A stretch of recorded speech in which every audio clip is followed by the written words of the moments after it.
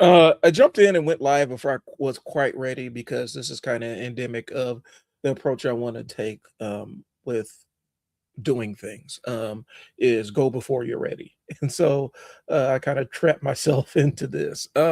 Welcome back to the Trial and Error live stream. Fearless will probably be joining us here pretty shortly. Um, Couple of housekeeping things. I know I keep talking about it, but I'm actually building out the process to actually start distributing these clips, getting them out there back on the internet. I've been doing it for a while, but it really was disorganized, and so I wanted to orient it a little bit and make it, something that went into my natural workflow. So um, I am still going through and pulling these larger live streams and breaking them down into things that we can actually use. And really trying to build the audience here because we got a great library right now, and we got a lot of material. And so we have our YouTube channel, Trial and Error live stream, or Trial and Error YouTube channel. Um, Go check us out. Give us the likes, give us the follows or whatnot, so we can grow this channel and continue to have our platform to talk about, to get on here and talk our stuff. Um, I wanted to revisit I wanted to revisit a little bit about the story that America tells about itself, because we had a pretty good conversation a couple months ago regarding what happens when America stops believing the narrative it tells about itself. And I feel like this is an apropos time. Trying to fix my light. It feels like it's a good time to revisit this conversation, just because there's been some interesting developments in the national scene in terms of the American narrative and what this actually looks like for us moving forward. I've been talking to people down in Texas regarding their local, their state elections, whatnot. Talking, following what's happening in Maine and things along those lines. And what you're starting to see are, specifically Black folks um, kind of divesting a little bit from the role of trying to be, from an electoral um, standpoint, trying to be the, more or less trying to be the conscience of everybody else, of the nation, essentially, in terms of who they elect and who they put their votes behind or whatnot. And it sparked some really, really interesting conversations. And so I wanted to have that conversation about what happens when the American narrative kind of collapses. Okay. And so the prevailing theme for this, and I'm actually putting the banner in the, putting the banner to scroll, is um, what happens when America no longer believes the story it tells about itself. And we got to have that conversation, um, just because um, I think a lot of the way that we process and frame and conceptualize our history in this country is filtered through a specific narrative about this country. And a lot of times that narrative truly depends on where you exist in this country. Um, you know, in some households, in some places, we're always the good guys. In some households, um, we're kind of the anti-hero. In other places, we're the villain. And so I think it's interesting to have these conversations to really frame it and disconnect it from this blinding, the blinding, all-in nature of patriotism and jingoism. Because I'm talking narrowly about where the ultra nationalism kind of thing, where we can never have any kind of critique against this country in any way, shape, or form. I don't understand. I don't know people that live their lives like that, where they they never critique anything. They like everything they experience, and so they never give voice to things that they don't like. I don't know how you exist like that, where there's no concept of, well, this isn't what my expectations are, and this could be better. That feels like a pretty hollow life. And so I wanted to kind of touch base on that while Fearless is getting in the room. Um, Last week we talked about a little bit about the cult of having things, and I think it kind of falls into the cult of having things. I feel like oftentimes when we're not having all these major crises events, some of us do fall into that optimization where is it called, hedonic adaptation, if I'm not mistaken, where we optimize, we adjust our level of happiness. We always have like a baseline of happiness, and so no matter what you're facing, you always try to force yourself to return to that baseline level of happiness. And so uh, when we don't have all this other chaos going on in the world and things along those lines, people try to adjust back to their normal baseline of happiness. And I think it manifests even when this country is in struggle. That's kind of a human thing where you just kind of optimize and adjust to a relative level of happiness. Okay. So what we're seeing is we're seeing a lot of outward demonstrations of strength. um, you know, and bravado and chest beating and we're always the most qualified, we're always the most competent, we're always the strongest, we're always exceptional. And I see it specifically on TikTok because you see a lot of Europeans that are experiencing America stuff for the first time.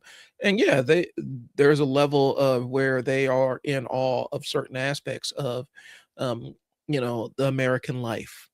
you know I've followed the TikTok where they're trying out different American food items and being blown away by Waffle House, having their minds blown by walking into a Walmart and things along those lines. And for a lot of Americans, that really gasses your head up, like, oh, well, they don't have this stuff there, but it's like, but they have healthcare. um, you know, Understand that a lot of the Europeans that are walking around making the content about how mind blown they are about America, they're using their like, they got like 4 weeks of vacation. They got like months of vacation that is mandated that that be given to them, and so they can go on these extended holidays and come and see things like the World Cup. They get paid enough where they have the money to travel here and be able to see things like the World Cup. And a lot of people I know um, are in a point where they can't even really go out of town. Like they can't travel to another state consistently. And without worrying about getting into PTO and things along those lines. And so we do have to keep a balance on that. Like I said, the TikTok wheel is great. You get a chance to see Australians reacting to squirrels for the first time and having their minds blown. British people walking in Walmart and being absolutely floored by how big Walmart is. The one I've seen is Bucky's. Really, really like, oh, Bucky's is amazing. Them trying all the different food items, the variety of fast food options and dining options that we have in this country. And it's kind of it's funny and it's interesting to watch, but also they're coming here with, you know, 4 weeks of vacation, 4 weeks of guaranteed vacation time, you know. So you balance it out. Um, so that's why I wanted to revisit this again. America projects itself as strong and free and competent and stable and exceptional, with the moral clarity and globally respected. And we're starting to see these things um, erode. And I mean, be honest with you, there's a lot of places where, outside of this country, that narrative hasn't existed ever. Like ever. These viewpoints that we have of the American narrative has never really existed in some places ever. In other places, we did have the shining city on the top of the hill kind of thing. Running for a while until people actually saw that, yeah, there's a lot of disconnection and inequity in this society. And I know that there's a lot of people that kind of walk around with this idea that this inequity is just a normal feature of daily life anywhere. And you're always going to have your winners and losers. And I don't know, because I think at some point you have to say, okay, so what are the winners having versus what are the losers? What are the winners having versus the people that lost at the capitalism game? What have they lost? And is this actually equitable? Is this actually fair? Is this morally right? Or are the winners winners because they managed to exploit something that the losers need or required to survive on. You know, there always is, the dystopian sci-fi where they're rationing off oxygen kind of thing. Um, and I wouldn't put it past somebody, because I mean, shoot, what's his name? Bezos got on the other day and was sitting there talking about human beings consumption of water is competing with AI. And he was saying this like this was this negative thing where um it was this holistically negative thing that human beings needs for water um was just this really really bad and awful thing, and it was limiting the use of AI. you know, Ridiculousness kind of stuff where, um, you know, and at first people thought he was taking our context, and it's like, no, that was the context. Like, I mean, these people and their need to drink water is actually limiting what we could be doing with AI. Like that is a really dystopian and psychotic and disconnected way of viewing humanity. Um, this resource that people need to survive, and in some places is not readily available or easily accessible. The problem is that the people are drinking the water, and we need them not to drink the water.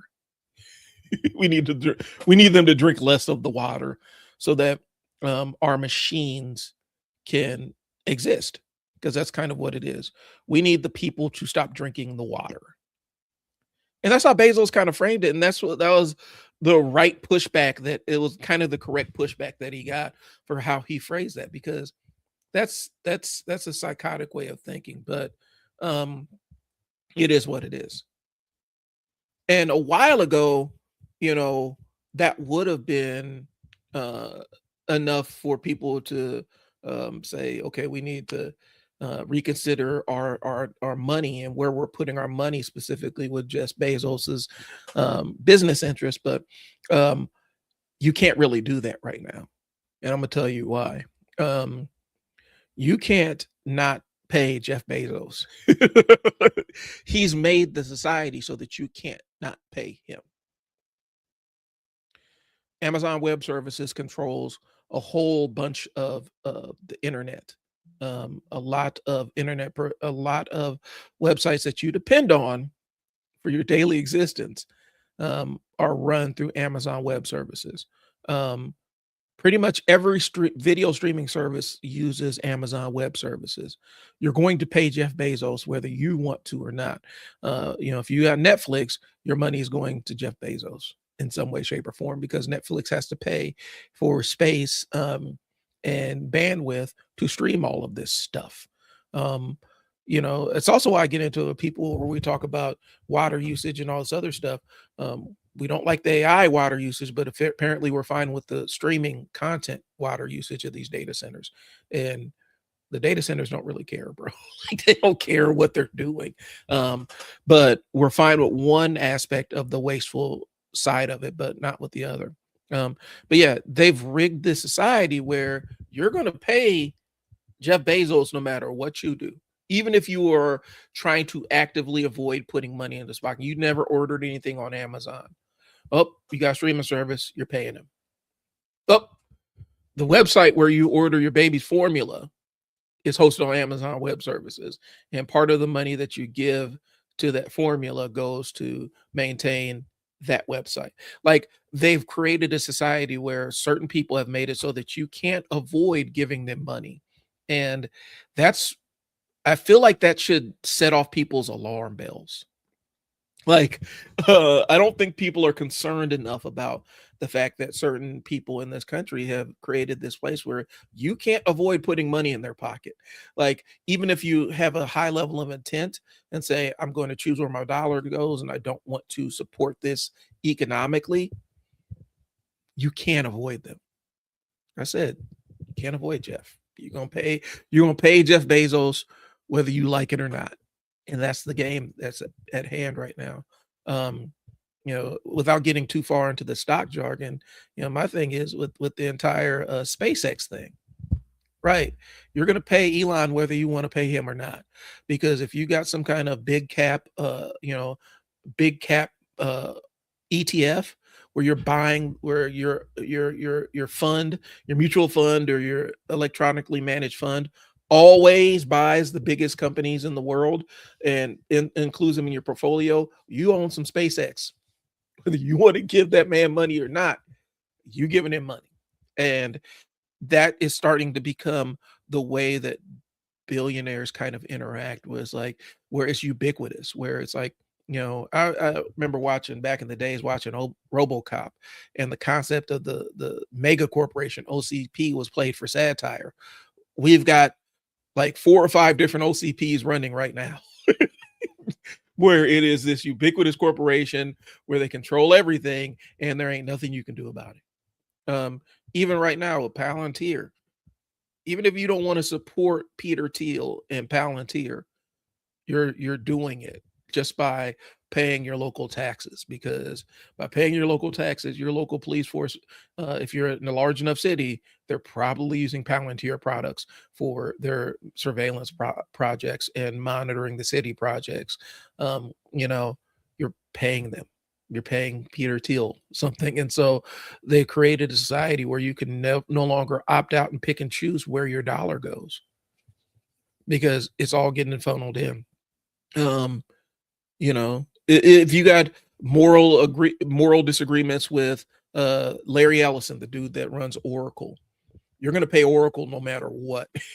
Oracle is so ubiquitous, to the point where it's almost like signing this weird deal with some underworld being that you can't escape from. You can't get away from it, because Oracle builds databases, and that's what they've been doing for a long time. And if your business has a database system where you track names and people, there's probably a good chance that it is an Oracle system. The money is going to get paid to Oracle no matter what. And now Larry Ellison's son is the head of Paramount Pictures. And so they own all the TV networks and TikTok. Congratulations. There's no way to escape this. And I think this is all part of this thing where you're starting to see more people actively get radicalized against the American narrative, just because it feels inescapable. The idea that you should be able to vote with your dollar is gone by the wayside, because they're removing options. Smaller competitors get forced out. Fearless and I just talked about it not too long ago, where this concept of the capitalist free market society is letting the market decide. But really, it's not about competition anymore. It's about keeping people from even entering the market. That's the game. There's a reason why you don't see a whole bunch of upstart drug companies in terms of pharmaceuticals. There's not a lot of upstart fuel companies or cable providers or internet providers. You don't see a bunch of upstart ones that are upsetting the big boys, because the big boys have paid for their spot and they're not going to let anybody else enter the market and mess their money up. So let me shoot a message here real quick. Make sure that he's not on another one.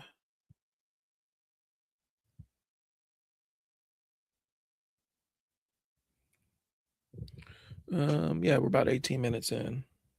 So anyway, we have kind of reduced this. We've kind of shrunken the American consumer's ability. All right, let's see where we're at.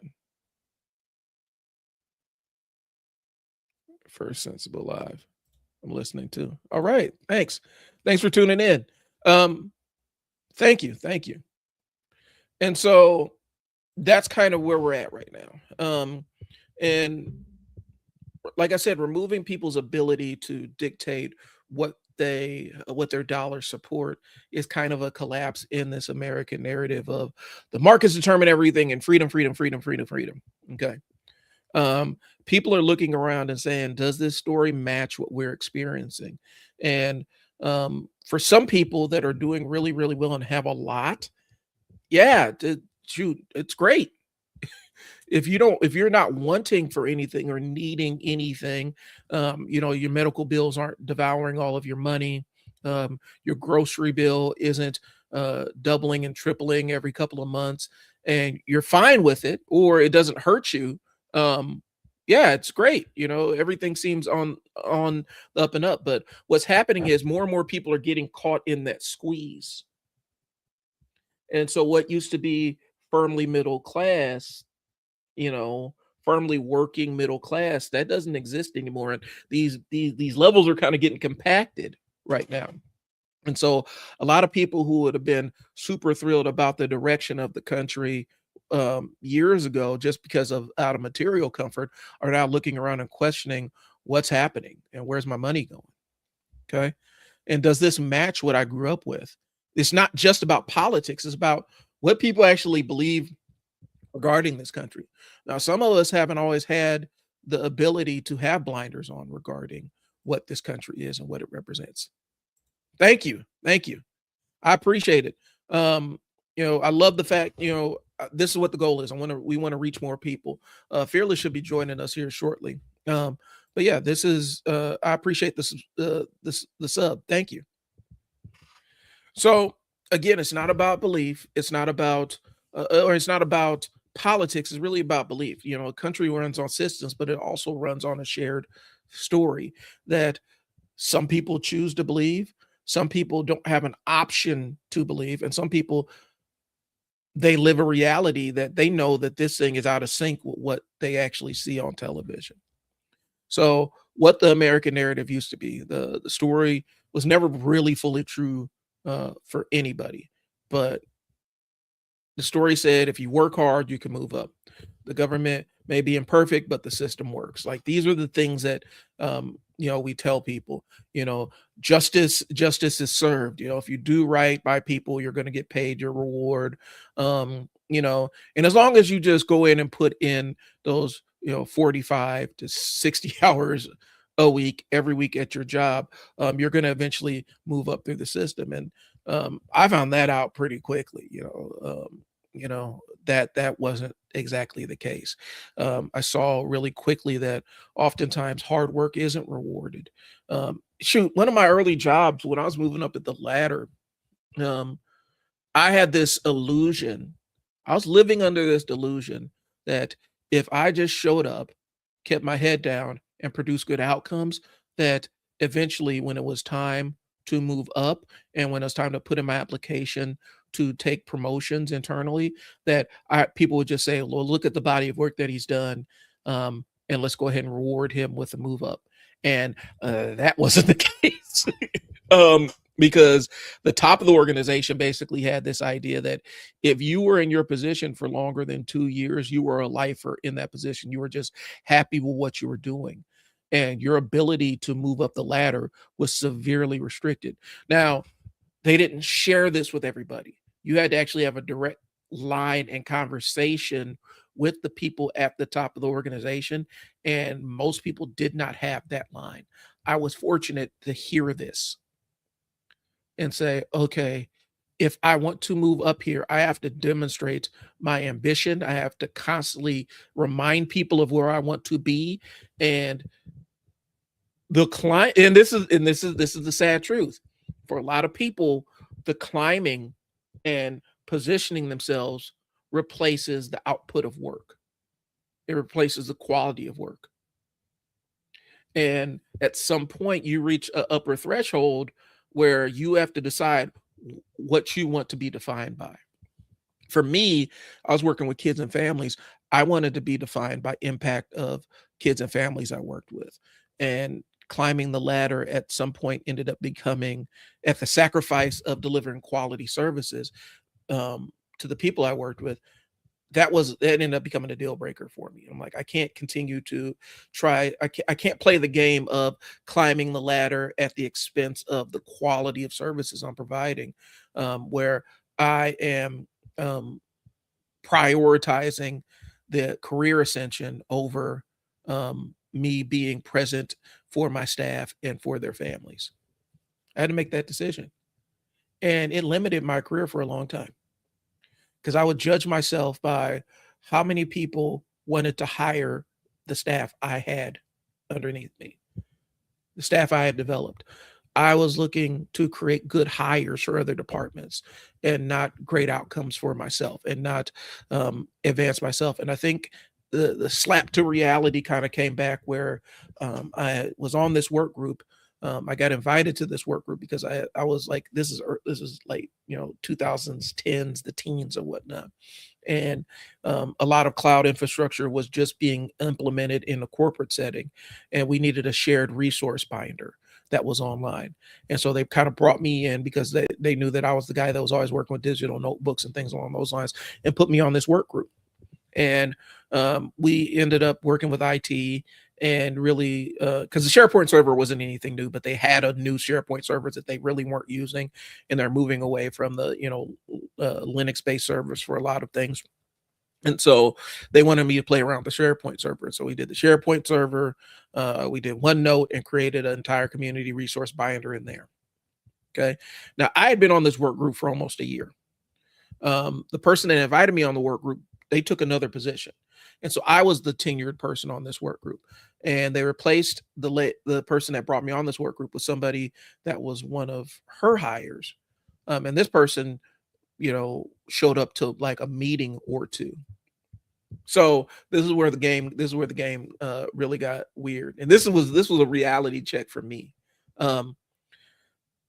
She positioned herself as the person that innovated this thing and came up with the idea. When I was the one that said, hey, we got this SharePoint server over here, we could just use OneNote and make it all happen.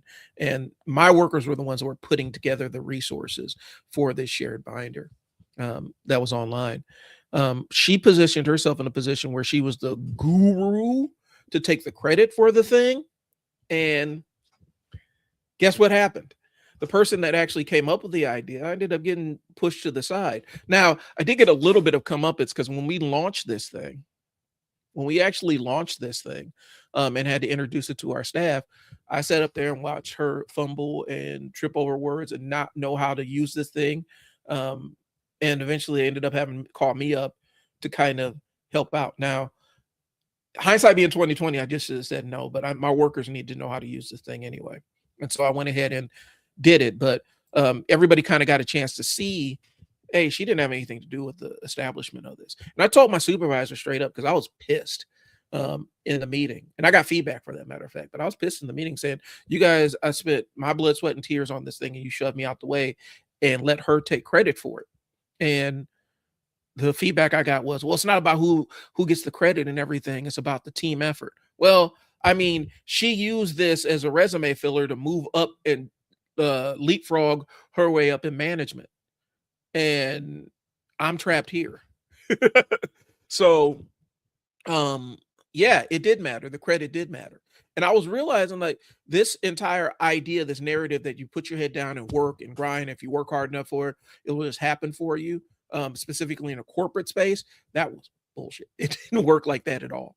But that was it. That was the story that I was told. So take it how you will. But that was kind of one of my first one of my first dances with reality, and realizing that I had to kind of define what I wanted my career to look like, and I had to balance it with goal of progression, but not at the expense of the people around me. Some people don't do that. A lot of people don't do that. And that was my first experience with that. Because she was fine taking the credit. She knew damn well she didn't do any of that stuff, but she was fine with taking all the credit because she knew taking all the credit would elevate her to another position. And it worked out for her. So the idea that the government may be imperfect, but the system works, I didn't labor under that delusion much at all as a kid, just based on where I grew up and my interactions with state and local officials as a kid in North Omaha, in one of the more segregated cities in the country. I did not have that delusion about systems and equity being built in a feature of it. But now let's get into it. So, and this may be where I piss people off. This idea that America is a stabilizing force in the world. That's a tough one, because we got all kinds of evidence that shows something to the contrary, and it's highly, highly contextual. We have kind of cornered the industry on destabilizing countries for our benefit, or just for shits and giggles, like just because for the love of the game. And so a lot of countries that we've interacted with on a pretty consistent basis, they don't share that narrative. Um, and if we're being really honest, if you look at a lot of the revolutionary movements back in the day, you know, the American Indian movement and stuff like that, and the Black Panthers and all these other groups that marginalized people that were working collectively to try to gain rights. The American government had perfected a way to destabilize them. Um, and the COINTELPRO, like that's a real thing. They worked on counterintelligence stuff to destabilize these groups domestically, and then beta tested it on us so that they can roll it out to other countries in the world. So anytime we have potential competition, there's this rush to destabilize them or gain leverage in key parts of their economy, um, so that we can benefit. And so the idea that America is a stabilizing force, it really is highly contextual, depends on who you are talking to and about. That's the real. Um, our symbols mean something. We saw this kind of manifest with the Colin Kaepernick and the take a knee kind of thing, where a lot of people were really surprised that not everybody had the same level of reverence for the flag and the national anthem and all this other stuff. People were actually legitimately shocked by that, which wasn't surprising to me at all, considering where I grew up. And then the future will be better than the past. We're running into that right now, where outcomes for my generation are going to be worse than the generations that preceded us.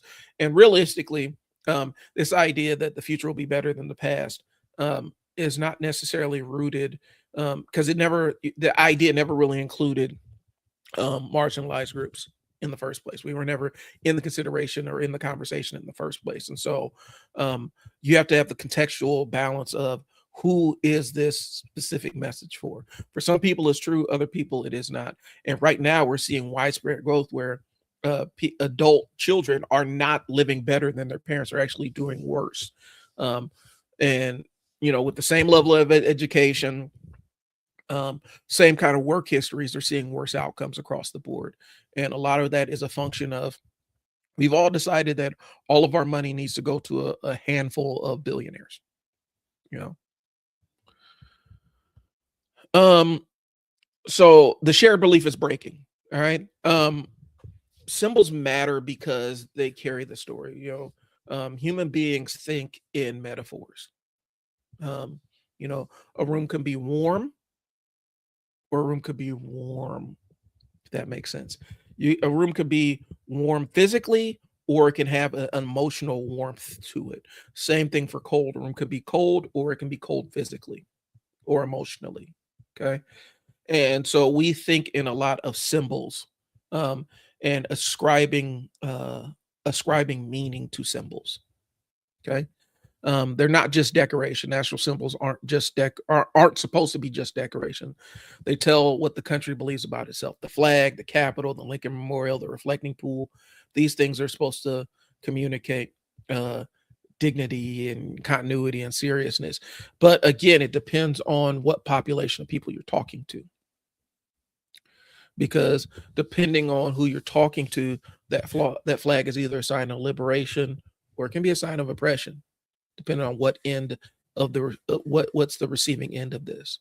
You look at what all the contention about the conservative flag, and which is a weird thing, right? The arguments about the conservative flag is kind of a weird, uh, a really weird thing.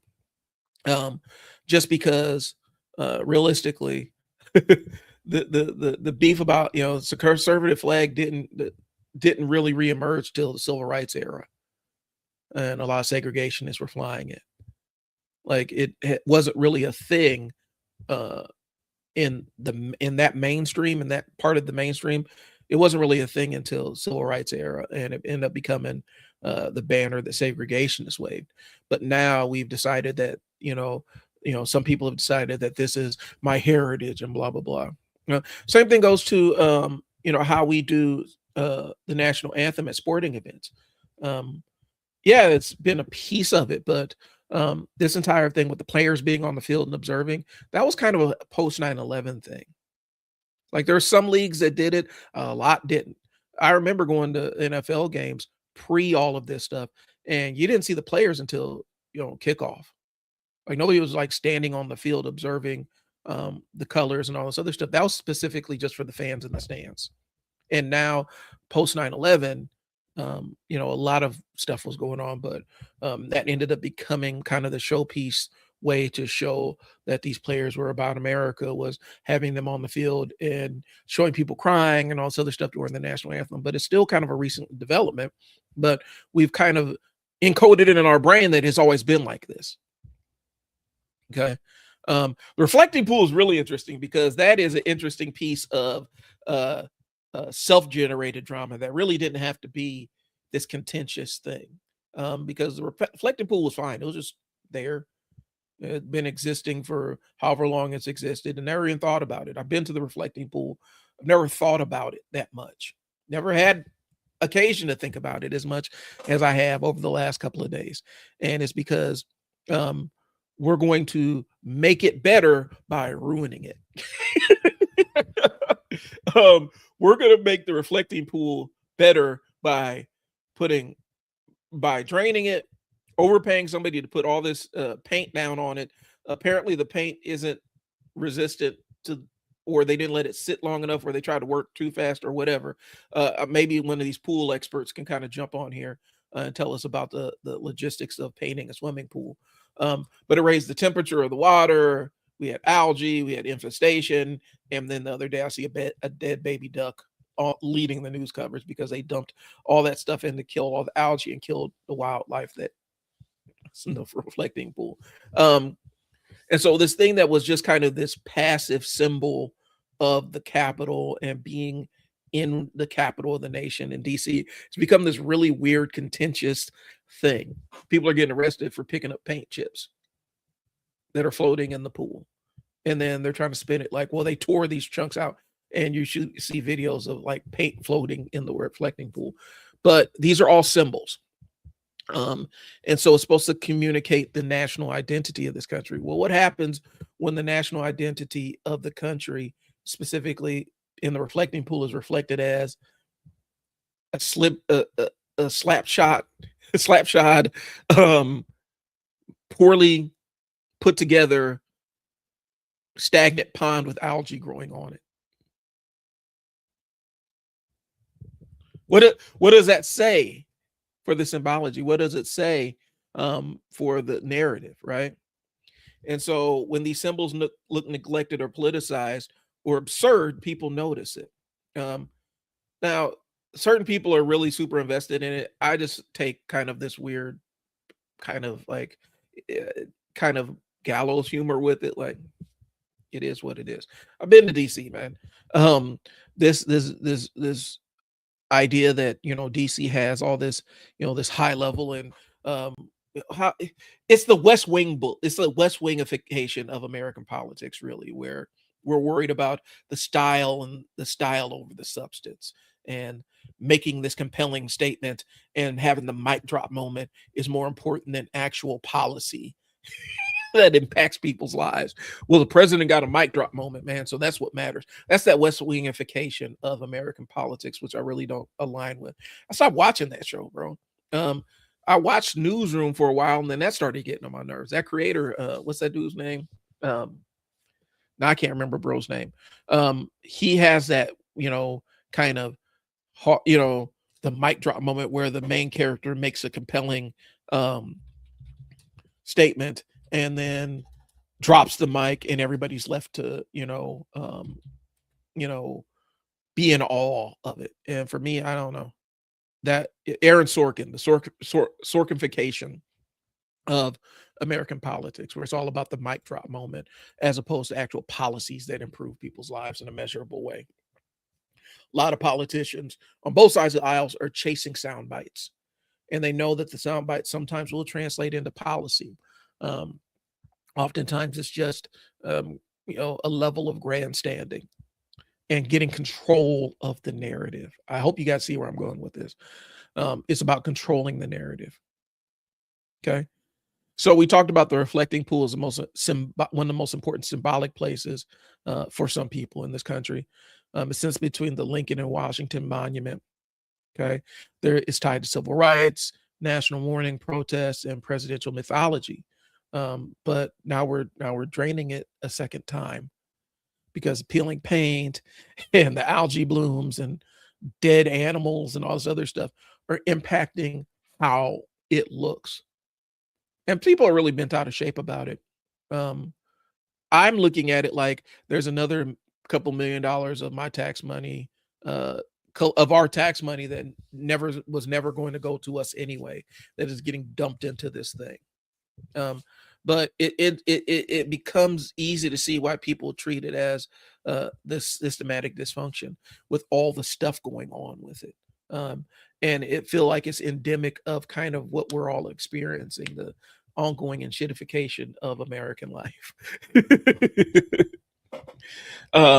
And really that concept, forgive my language, but the entire concept of shitification is where you subscribe to it, software or some kind of product that requires regular updates from some kind of main server or whatnot, and it gets progressively worse and progressively more expensive to the point where the thing that why you bought it, the compelling reason you bought it, really no longer exists for, or is behind a paywall where you have to pay up for it.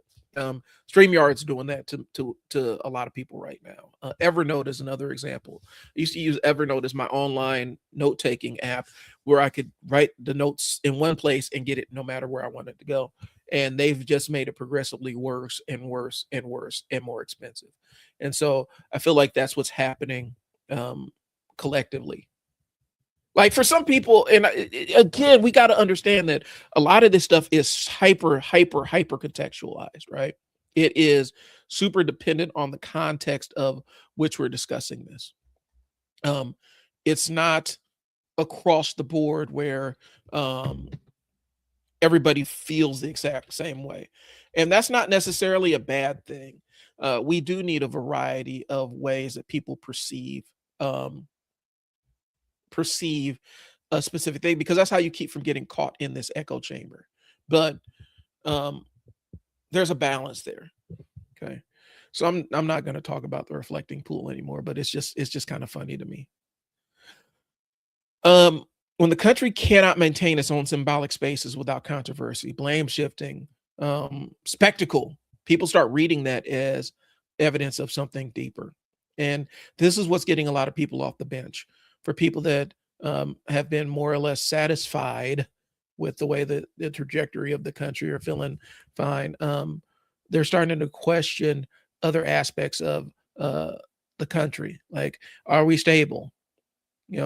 People are saying it's the collapse of the American system, or we're seeing the end of this, that, and the third. And like I said, for a lot of people, this idealized version of this country's never existed in any way, shape, or form, in any capacity whatsoever.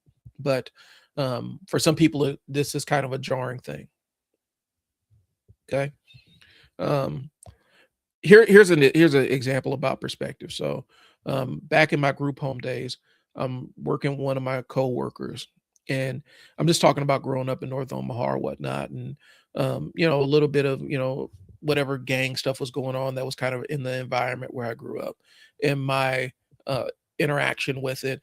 As this kid does, just I wasn't involved in any of the street stuff, but it kind of impacted my life at specific points in some life and death situations. And he asked me, he's like, if you could get rid of all that stuff and live that life and live your life without it, he's like, would you? And I said, no. And he was confounded by, if I could get rid of all of this other stuff, the stuff, like some of the stuff that almost got me killed just by being outside, would I remove it? And I said, no, because it shaped me into the person I am today. you know, without these experiences with almost getting killed a couple of times, I would not have the instincts. I would not have the viewpoint or the vantage point that I currently enjoy right now. And he could not understand it because it was a perspective thing. Because he grew up in the burbs, in the suburbs where none of this stuff happened, and all of this stuff wasn't even in his world. Like, it didn't even exist in his world. Not through the news or anything along those lines. Really, really super sheltered upbringing. Um, and for him, it was unthinkable that I wouldn't want to purge my history of all of these, things with street violence and ways that it impacted my life. And my thing was, it shaped me into who I was today. Had I not experienced it, it would have altered my perspective on things and I wouldn't be the same person. And I'm kind of happy with who I am. But a lot of the narrative that we create about this country and our lives is highly contextualized. I cannot stress that enough. So the reflecting pool does matter because it's small enough to understand. People can look at it and say, if we can't handle this, what else are we failing to handle? And apparently a heck of a whole lot right now. let's be honest. But this is how narrative collapse works. People stop seeing the isolated failures and start seeing the patterns. Like you start interpreting the shapes within the fog. And you start determining, okay, where are we going with this? And they start seeing patterns, and the patterns become nothing works, nobody's accountable, everything's politicized, every explanation feels suspicious, and every institution does start to feel compromised. And I think that's kind of firmly where we're sitting, where you're seeing a lot of people completely and totally disaffected. And you see one end of it that is like, well, we could still right the ship, and another end is saying burn it all down. And I do feel like there is some kind of balance because one thing you got to understand, especially for the more firebrand kind of people that say, burn everything down, burn all the edifices down to the ground and start over. How many people are you willing to sacrifice in that process? And who's going to determine who doesn't make it? Because when you start with this, we're going to burn it all down kind of mentality, burn all the institutions to the ground. Um, that sounds good on paper, but execution, that's always been really, really bloody and messy. And some people are squared with it. Other people, they don't even really know what they're saying. They're not willing to give up aspects that they've gotten accustomed to in their daily existence in wanting to burn it all down. They don't really even know what that means. It's just a combination of words that they're saying. It doesn't really have any meaning to it. Okay. Um, and so that's the balance. You have the people that want to try to find ways to maintain the house that's falling down around your ears, and the other people that want to burn it all down, but they don't want to be homeless for a while. They don't have any transition plan. They want to burn it all down. They want to burn the house down and have nowhere to move. And so I think that's kind of the polarization that you're seeing online.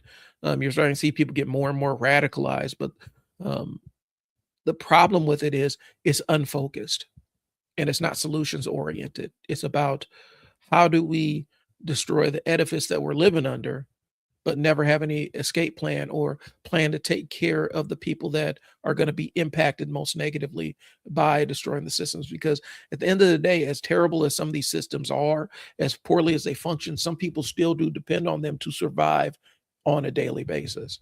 And if you burn them down, what happens to those people? You know, it's kind of the inverse of what Vonnegut said, where everybody wants to build, but nobody wants to do maintenance. Or maybe it is not the inverse. Maybe it is the example. Everybody wants to build, nobody wants to do maintenance. You know, some people just want to upend everything without any kind of thought to who actually is the collateral damage in that, because they assume that they're not going to be the collateral. Everybody assumes that they're not going to be the collateral of their actions, and then, now I'm caught up in the thing that I created. People are finding that out on a wide scale with how voting works in this country. Uh, because a lot of people who voted for what we are currently experiencing are on the receiving end of the majority of consequences of what they voted in, and they are confused as hell. Iran. Yeah, this is the one that's gonna. All right, so let's zoom out to geopolitical. Um, Iran still has Iran kind of disproves a lot of this idea, the narrative about America being the national and global stabilizer, because Iran is a living example of that, how untrue that history is. Okay. Um, Recent reporting says the U.S. and Iran have been in talks for after months of war, but we're seeing how shaky this peace treaty is going to be, because we're already dealing with having to exchange threats, having to threaten to keep the Strait of Hormuz open. There's a very specific reason from a political standpoint. You haven't seen presidents invading Iran, and it has everything to do with the fact that the supply chain, the global oil supply chain, is situated in that strait. Um, and the country that has one of the longest contiguous borders with it is Iran. There's a reason why uh, a lot of American presidents have opted towards the diplomacy route. Um, some defaulted towards outright sabotage. We'll get into that in a second, but they opted towards the diplomacy route as opposed to the military force route, because that was the thing where they could say, okay, this is mutually assured destruction. We'll shut this whole thing down and we'll cut off money to everybody, all these Middle Eastern countries. We're going to cut off money to Saudi Arabia and all this other stuff because we can shut this whole thing down. There ain't nothing you can do to stop us. That's why a lot of American previous administrations steer clear of outright war with Iran. And I have my own theories, and I'm not going to share them on here about why we did it. But it's kind of endemic of kind of the mentality that we currently have, where it's like, break everything and we'll figure out a way to fix it later on. Okay. And so we got competing claims about nuclear inspections, sanction reliefs, and all that other stuff. And we got, the administration claiming that they agreed to nuclear inspections until affinity, while Iran is saying they denied any such agreement. It's just more conflict. Here's the thing. The history of Iran is the U.S. destabilizing Iran to suit our own needs and installing our own puppet dictators. That's why we're in this place where we are now with them, because we overturned their democratically elected government and replaced it with the Shah, who was a brutal, brutal, brutal dictator. And when the Iranian Revolution happened, a lot of that upper class was disposed. They ended up getting pushed out of the country because the Shah made sure that they stayed in power. Well, when the well dried up and the people overturned the government and installed the current system that they're in now,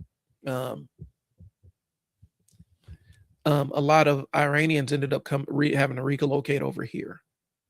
But this is a perfect example of, well, American is a stabilizing force, and it's stabilizing force for whom? Because it wasn't for Iran, for Cuba, definitely not for Haiti. All the interventions we've done on Haiti, my God.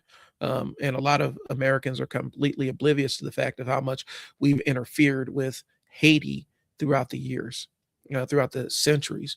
And it's always been the original sin of rebelling, having a successful slave revolt. That was Haiti's original sin as far as America was concerned. And so they've been destabilizing Haiti left and right for a long, long, long time. And then turning around and blaming the Haitians for what they have after America completely destabilized them. Every time there was a ruler, every time there was a president that was elected democratically, America would go in and push him out. And same story with Iran. So the idea that America is a stabilizing force, stabilizing to whom? Because it depends on who you're talking to. If you're talking to other colonial powers, the UK up until recently, yeah. Now they probably don't think about it like that. They don't see America as a stabilizing force. But for other colonial powers like France and the UK and stuff, people that built their empires through subjugating other countries, America was a stabilizing force. They helped be the peacekeeper in their colonial projects. But now they see us as a wild card as well. All right. So for the public, though, for the American public, we're starting to see the doubt get cast across the board, where we're seeing unclear goals, competing claims. There's a lot of spin that's going on around what the economics and diplomatic outcomes are in Iran and things along those lines. And the economic consequences is the biggest thing. The way that you can get people riled up is you make the price of bread go up through the roof. That's the thing that is, it used to be apparently the third rail. That used to be the hot stove, but right now that doesn't seem to be the hot stove anymore. Oil and gas, making it super expensive to exist. Like we're seeing a tax on everything. When oil is the price of gas and oil is a tax on everything. Everything that you do. In this country is so tied to the oil industry. Everything you do is dictated by the price of oil, which is not necessarily the best way to live. But um, the price of oil is dictates so much of how we exist on a day-to-day basis in this country, and a lot of people are seeing it. But if you've been in the stock market or anything, you know that if the price of oil goes up, the price of everything goes up, and that's kind of why we're seeing this. So I don't want to spend too much time on this, and I got to wrap up here anyway. So we need to understand that there's a gap between strength and the confusion. And so war is one of the biggest tests of the national narrative. And for a long time in America, it was almost sacrilegious to question our war efforts domestically. And we started to see from World War II, we started to kind of see the decline in people thinking that this war, 100% just dropping everything and jumping behind the war effort. We saw, it was World War II, and then I'm thinking major conflicts, Korea, and then Vietnam, and then the Persian Gulf, and then all the other little tiny overthrow kind of wars that the U.S. participated in. The response to them gets increasingly more negative. And we have an entire generation that from the time they were born until their adulthood, the U.S. has been at war with somebody.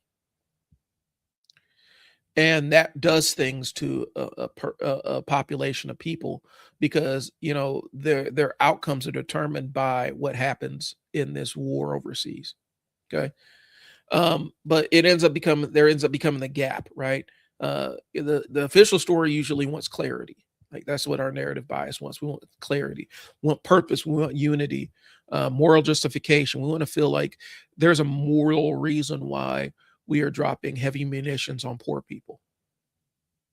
We want we want to feel like at least there's some moral reason there. And I mean, you saw how I framed that. So my thoughts on that are pretty clear. And we want to feel like there's some kind of strategic mind behind all of this. Like, even if we're seeing the ugly, how the sausage is being made, at least there's a goal to this. At least there is something. There's a why to this. Okay. But in recent times, the public experience of the United States going to war is confusion, skepticism, general fatigue and malaise about this entire thing, and distrust, and then the economic anxiety that comes along with it because gas prices are going to go through the roof. What is this going to cost us?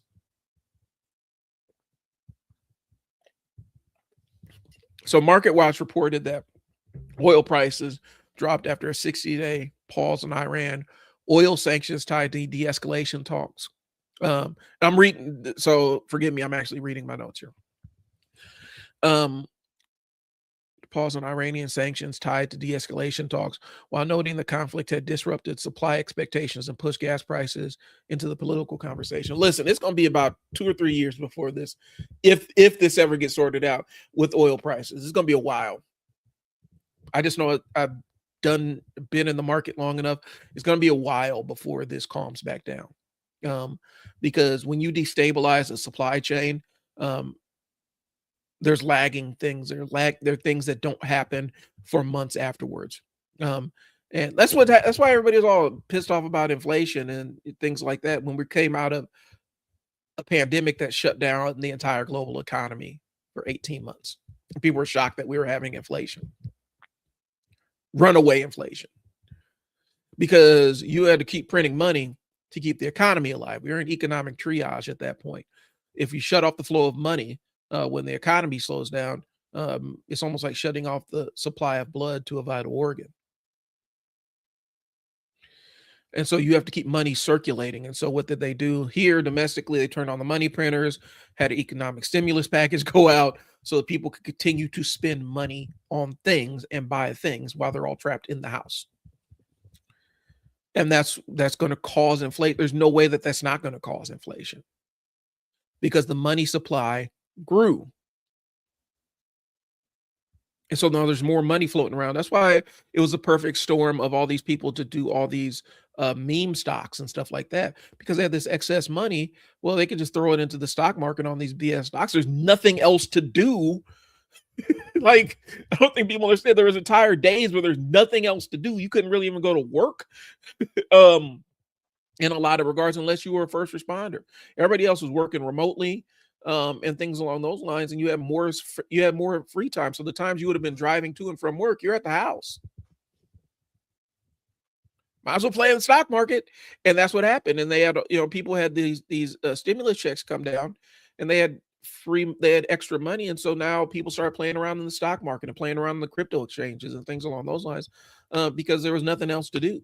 And there's a level of nihilism there, because we didn't think we were going to make it out of this pandemic, bro. Like, we thought this was the end, and we still haven't really made it out. The pandemic is still going on. We just don't, socially, we just don't care.